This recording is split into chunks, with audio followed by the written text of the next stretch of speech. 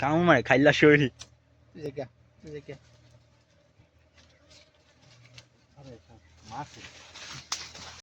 আমরা এসেছি গহীন জঙ্গলের মাঝে সুন্দরবন থেকে মধু সংগ্রহ করার জন্য।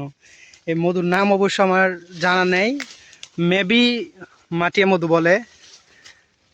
এই যে গর্ত খুঁড়ে তারপর আর কি মধুটা বের করা হবে অনেক এ থেকে। ওই সাইডে মধুর ফুক যাইতেছে, এই সাইডে। হুম মেন মধুর ওই যে হেতা নাকি মধু শাক মাছা। উপরে নি বাঙ্গালাও উপরে টান দাইরা আজ টান দে উপরে ফি আস্তে আস্তে আস্তে আস্তে আস্তে গর্ত করে তারপর আর কি উপরে দেশ নিয়ে যাচ্ছে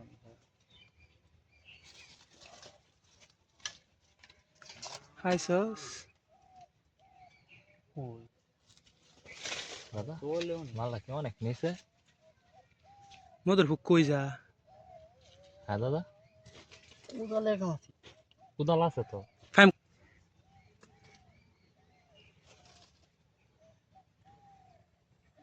অস্ত্রটা সামনে দে।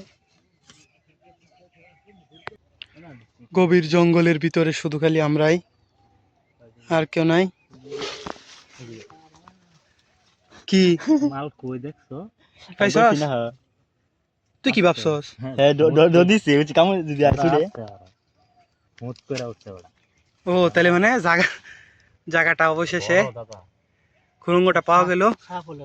সাফল তো আনছি অনেক বড় বুন্দাটা কই। এই যে এখন মধুর খাইলা চলছে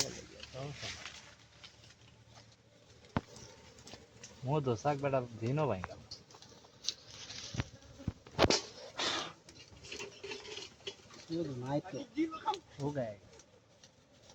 ভাঙ্গো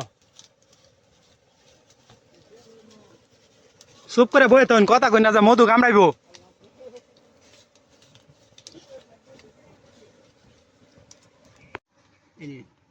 এনি মধু না ভাঙ্গার দরকার আছে, মধু পাওয়া গেল না অবশেষে।